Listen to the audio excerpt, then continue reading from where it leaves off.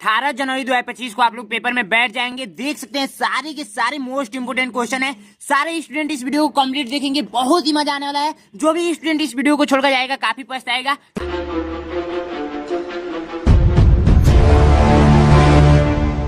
4 अंकों की बड़ी से बड़ी संख्या जिसे 6, 8, 10 और 12 से भाग देने पर प्रत्येक दशा में 4 शेष बचता है। देखिए, जब भी इस टाइप का क्वेश्चन पूछेगा ना तो आप एक काम कीजिएगा, बहुत ही सिंपल तरीका मैं बता रहा हूँ, ध्यान से आप लोगों को ओनली देखना है, ठीक है। बहुत ही सिंपल तरीका मैं बता रहा हूँ। देखिए, सबसे पहली बात जो संख्या दे रहा है 6 दे रहा है, 8 दे रहा है, फिर 10 दे रहा है एंड 12 दे रहा है, तो इसका क्या निकाल लीजिए, एलसीएम निकाल लीजिए। बहुत ही सिंपल है, देखिए कैसे निकालते हैं एलसीएम। 2 से कट कीजिए तो 3, फिर इसको 2 से कट करेंगे तो 4, फिर इसको 2 से कट करेंगे, कट करने का मतलब भाग देना है, तो 5, 6, फिर इसको 2 से कट कीजिए तो 3, 2। ये आप लोग छोटे क्लास में पढ़े होंगे एलसीएम निकालना, बहुत ही ईजी होता है। हम लोग तो बहुत पढ़े हैं, बहुत मजा आया था एलसीएम निकालने में जिस समय हम लोग पढ़ रहे थे, ठीक है। ये देखिए 3 से कट करेंगे तो 1, 1, उसके बाद से 5 हो जाएगा, 1 हो जाएगा, फिर 5 से कट करेंगे 1, 1, 1, 1, 1, ठीक है।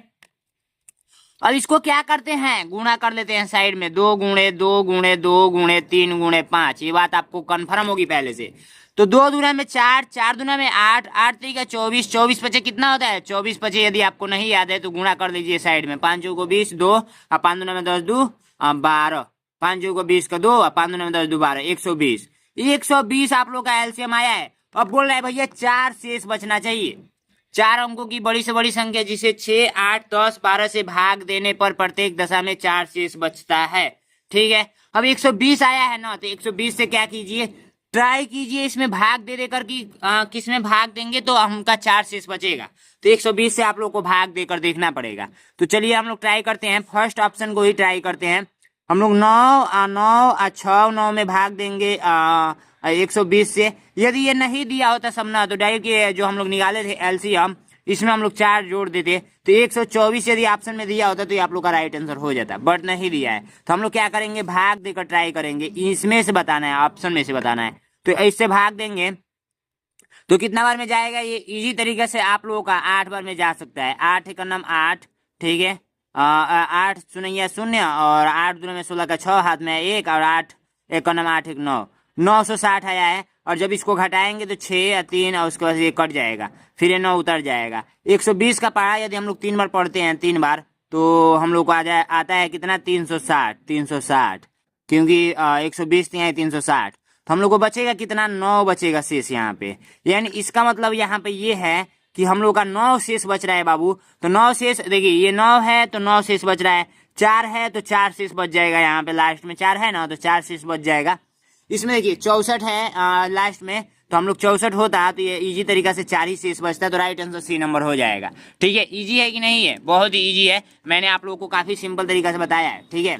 नेक्स्ट क्वेश्चन देखेंगे कि 2 संख्याओं का अनुपात 15:11 है, यदि उनका मौसा 13 हो तो संख्याएं बता दीजिए। तो सबसे पहले जो दिया है उसको लिखिए। यहाँ पर क्या दे रखा है बाबू, तो 15:11 दे रखा है, ठीक है। अब इसका मौसा कितना दे रखा है, 13 दे रखा है, ठीक है, 13 दे रखा है। तो इसी 13 से यदि इसमें गुणा करेंगे तो एक संख्या पता चल जाएगी, और इसी 13 से इसमें गुणा करेंगे तो एक संख्या पता चल जाएगी। तो आइए इधर साइड में हम लोग गुणा कर लेते हैं। तो 5 3 15 का 5 हाथ में 1 3 1 नाम 3 1 4, ठीक है। उसको देखिए 5 1 नाम 5 और 1 1 नाम 1, ठीक है। 5 और 9 1 195 ये मिला है, ठीक है, एक संख्या। और 13 का 11 में गुणा करेंगे तो इधर साइड में गुणा कर लीजिए, 13 गुणे 11 या 11 गुणे 13, बात एक ही है। 3 1 नाम 3 3 1 नाम 3, 1 1 नाम 1 1 1 नाम 1, 3 4 1, 143। राइट आंसर तो हमको ए ही नंबर दिख रहा है, 143। राइट आंसर आप लोग का कौन सा हो जाएगा, ए नंबर हो जाएगा बाबू, ठीक है।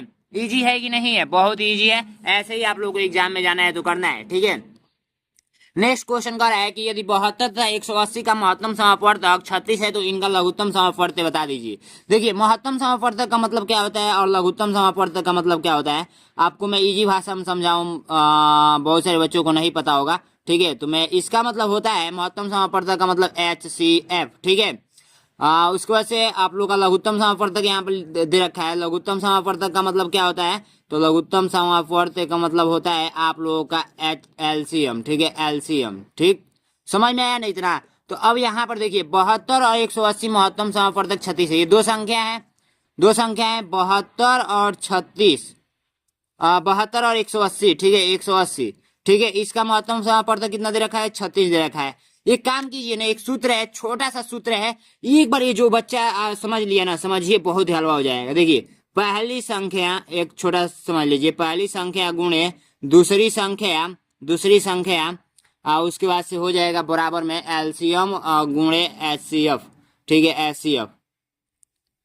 ठीक, इतना यदि आप ये सूत्र याद रख लिए तो सारा प्रश्न हल होगा। देखिए कैसे, पहली बात कि जब क्वेश्चन में देखिए क्या क्या दे रखा है, पहली संख्या ये है, दूसरी संख्या ये है, दोनों संख्याओं का महत्तम समापवर्तक 36 दिया है, यानी पहली संख्या दे रखा है, दूसरी संख्या भी दे रखा है, और महत्तम समापवर्तक का मतलब एचसीएफ बताया तो एचसीएफ भी दे रखा है। तो ये देखिए, ये हम लोग का 72 दे रखा है, और ये हम लोग का 180 दे रखा है, और ये हम लोग का 36 दे रखा है। ये बात कंफर्म हुई? बिल्कुल कंफर्म हो गया होगा। ठीक है, अब एक काम कीजिए, देखिए बच रहा है एलसीएम। तो सूत्र यदि हम लोग बनाए तो देखिए एलसीएम यदि इधर आएगा ये एचसीएफ गुणा के रूप में, तो इधर आएगा तो भाग में हो जाएगा। तो 72 गुणे 180 हम लोग लिखेंगे, यहाँ से मैंने लिख लिया, और यहाँ पर बराबर में देखिए एलसीएम लिख लेंगे। ठीक है, एलसीएम लिख लेंगे, और एचसीएफ इधर आएगा तो भाग में हो जाएगा, 36 लिख लेंगे। 36 दुना में 72 होता है, 180 दुना में 360 होता है, तो एलसीएम बराबर 360 इधर के साइड में आया है। तो उल्टा लिखिए चाहे उल्टा लिखिए, ठीक है, बतिया बराबर ही है। ठीक है, देखिए चाहे इसको इधर रखिए, चाहे देखिए 2 बराबर 2 है, तो इस 2 को इधर लिखेंगे तो 2 बराबर 2 ऐसे भी तो लिख सकते हैं, कोई दिक्कत है नहीं है। यदि हम एग्जाम्पल लें कि a बराबर b है, तो जब a के बराबर में b है तो b के बराबर में भी a होगा। यदि मैं आपके बराबर हूं तो आप भी मेरे बराबर हैं, समझ रहे हैं ना? तो बात वही हुआ। तो ऐसे आप लोग ट्रिक्स लगाएंगे। ऐसे यदि देखिए पहली संख्या यदि पूछ रहा है तो इसको पहचांतर करेंगे, पहली संख्या यहीं पर रह जाएगा। ये पहचांतर करना यदि आपको आ गया तो सारा क्वेश्चन कर लेंगे। इसमें का जो पूछेगा लघुत्तम समापवर्त वाला, देखिए नेक्स्ट क्वेश्चन कह रहा है कि 3 संख्याओं का मौसर, ठीक है ध्यान से देखिए, दिख रहा है ना? बिल्कुल दिख रहा है।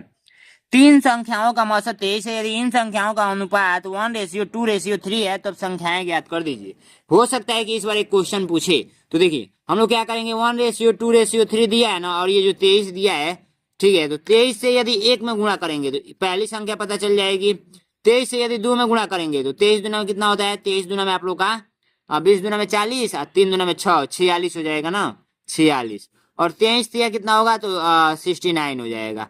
देख सकते हैं ये आप लोग का आंसर आया, कौन सा? D number right answer. ठीक है, आइए नेक्स्ट क्वेश्चन को बढ़ते हैं। नेक्स्ट क्वेश्चन आप लोग का काफी इजी है, ध्यान से आप लोगों को बस देखना है। नेक्स्ट क्वेश्चन कह रहा है कि किसी वस्तु के क्रय मूल्य एवं विक्रय मूल्य का अनुपात 5:6 है, तो लाभ प्रतिशत क्या होगा?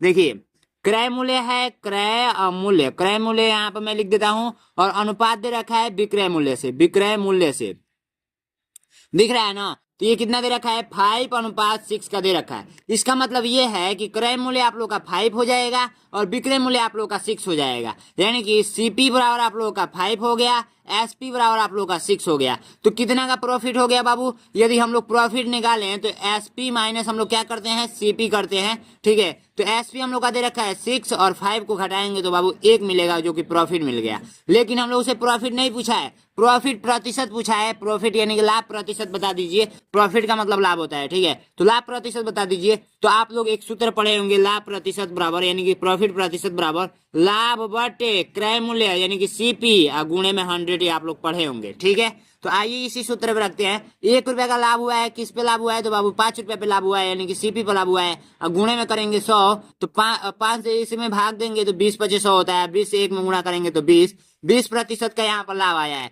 तो आप लोग ये कर नहीं लेंगे? कितना इजी है बाबू, कितना बार मैं बताऊं, हर एक स्टूडेंट हमारे वीडियो को देखता होगा तो समझिए एकदम फाड़ कर आएगा पेपर में, एकदम फाड़ कर आएगा, एकदम तहलका मचाकर। 1-1 घंटे वाला वीडियो आप लोग बिल्कुल वॉच कीजिएगा, मजा आएगा, परीक्षा में वही रामबाण साबित होगा। ठीक है, तो 1 घंटे वाला वीडियो जाइए ढूंढिए मेरे चैनल पे और उसे वॉच करेंगे। ये देखिए क्वेश्चन कह रहा है कि 100 सेमी लंबे तार से एक आयत बनता है। ठीक है, एक आयत बनता है, इस आयत का अधिकतम क्षेत्रफल क्या होगा? देखिए यहाँ पर अधिकतम क्षेत्रफल का बात किया है ना, तो एक ऐसा आयत बनाएंगे जो वर्ग भी हो, और वर्ग का ही अधिकतम क्षेत्रफल निकलता है। ठीक है, तो ये देखिए ये आप लोग का हो गया ना।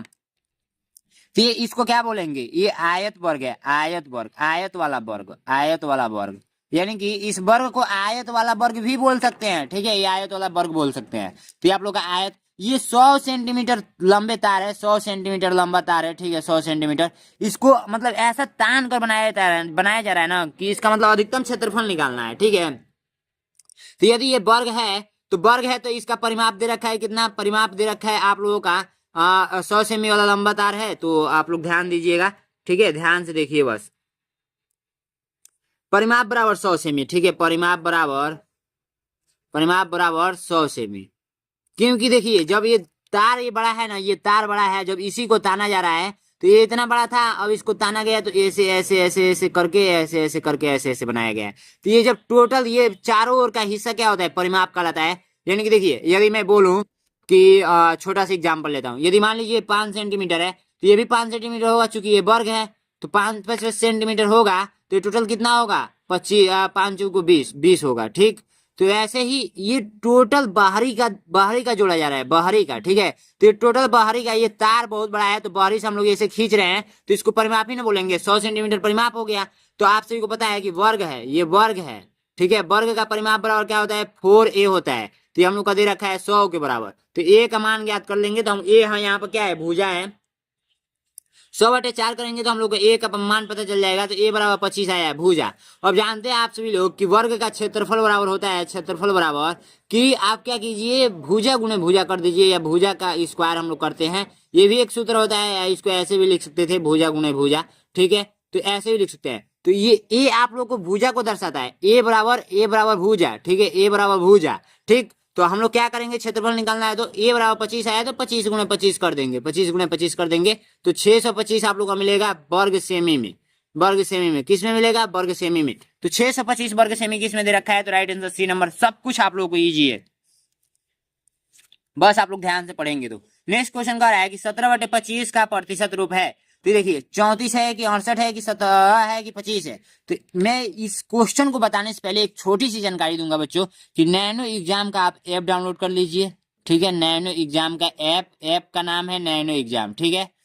और मेरा कोर्स चलता है, वहां से आप लोग परचेज कर लीजिए। मेरा मॉडल पेपर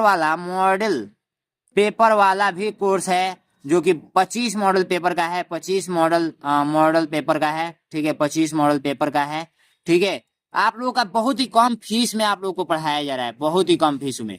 तो आप लोग क्या करेंगे, 93 36 56 81 64 पे आप लोग क्या करेंगे, व्हाट्सअप करेंगे, व्हाट्सअप करेंगे, ठीक है। और मुझसे बात कर लेंगे, सर कितने प्राइस का है, कितना फीस है। चूंकि एक कोर्स तो मेरा 249 का चलता है, लेकिन मॉडल पेपर वाला कितना प्राइस रखा जाएगा अभी ये निर्धारित नहीं हुआ है, ठीक है। अभी मॉडल पेपर जैसे जैसे बन रहा है तो निर्धारित हो जाएगा। ये आप लोगों का 500 से नीचे ही रहेगा, नीचे रहेगा, ठीक है। तो आप एक बार पता कर लेंगे, हो सकता है कि यही मैं रेट रख दूं, 249 या 349 या 149 ऐसे करके, ठीक है। तो आप लोग एक बार पता कर लेंगे। और जिस स्टूडेंट को ज्वाइन करना है वो अपने पापा या मम्मी जी से बात कराएगा, पापा जी से, ठीक है, पापा जी से बात कराएगा, ठीक है। तो अपने पापा जी से बात कराएंगे, ठीक है, और ज्वाइन कर लेंगे, ठीक है। काफी इजी रहता है, बहुत ही मजा आता है पढ़ने में, बैच में तो और मजा आता है। देखिए 17/25 है, 17/25। तो जब भी बट्टे के रूप में दिया रहेगा ना, उसको यदि प्रतिशत में बदलना है तो एक सूत्र है, a/b है ना, गुणा 100 कर दीजिए, ये आप लोग का प्रतिशत में बदल जाएगा। तो ये 17/25 है ना, 17/25, तो 17/25 को तो लिखेंगे या गुणा यदि 100 से हम लोग कर देंगे ना तो ये प्रतिशत में बदल जाएगा, समझ रहे हैं ना। तो गुणा हम लोग 100 से कर देंगे तो प्रतिशत में बदल जाएगा, 25 चौको 100 होता है, तो 17 गुणा 4 करेंगे तो ये 68 मिलेगा, 68 राइट आंसर आप लोग का बी नंबर हो जाएगा, ठीक है। बहुत इजी था, आप लोग को अच्छे तरीके से समझ में आया होगा। 150, देखिए यहाँ पर क्या दे रखा है, 150% बराबर है। तो ये देखिए 150% बराबर है, किसके बराबर है, तो परसेंटेज जब हटता है तो बट्टे में 100 आता है, ठीक है। तो 1 0 से 1 0 काट दीजिए, बचा 15/10। इसको जब चेंज करेंगे तो 1.5 आएगा, क्योंकि नीचे 1 0 है तो एक अंक पे दशमलव लग जाएगा, ये शॉर्टकट तरीका है। और नहीं पता है तो 15 में भाग दीजिए 10 से, तो इतना ही आएगा, ठीक है। कंफर्म हुआ, तो राइट आंसर आप लोग का 1.5 आप लोग का ए नंबर राइट आंसर। ये देखिए आप लोगों का बहुत ही मोस्ट इंपोर्टेंट क्वेश्चन है, हो सकता है कि पूछ दे तो घबराना नहीं है। इसको मैं क्वेश्चन को सबसे पहले उतार देता हूँ, ठीक है। ध्यान से आप लोग को देखना है, रेशियो वाला है, अनुपात वाला। देखिए इस टाइप का जब क्वेश्चन पूछता है तो यहाँ पर क्वेश्चन मार्क दे रखा है, अंदर का अंदर गुणा, बाहर का बाहर गुणा करते हैं, ठीक है। ये ट्रिक है, ट्रिक आप लोग याद रखेंगे, ठीक है। देखिए क्या करेंगे, यदि इसको हम लोग x मान लें, ठीक है, तो यहाँ पर क्या हो जाएगा, 3x हो जाएगा। यहाँ पर हम लोग 15 गुणे 5 करेंगे, इसका इसके साथ गुणा करना है, तो x बराबर आप लोग का हो जाएगा 15 गुणे 5/3, 3 × 5 = 15, 5 × 5 = 25, ठीक है। तो x का मान 25 आया, यही पूछा जा रहा था, तो 25 आप लोग का राइट आंसर हो जाएगा, जो कि डी नंबर में दिख रहा है। ऐसा ही सेम टू सेम ये भी क्वेश्चन है, 10:13 है, और ये आप लोग का x अनुपात 26 है। ठीक है, तो इसको आप लोग करके बताइए, इसका इसके साथ गुणा और इसके साथ गुणा। तो मैं इतना स्टेप कर देता हूँ। ठीक है, 10 गुणे 26 x यहाँ पर रहेगा और 10 गुणे 26/13। अब मुझे आप लोग कमेंट बॉक्स में बताएंगे x का मान और अपना नाम लिख देंगे और इस वीडियो को अधिक से शेयर कर देंगे। Thank you so much. इस वीडियो में इतना ही था, फिर मिलेंगे नेक्स्ट वीडियो में, तब तक के लिए जय हिंद जय भारत।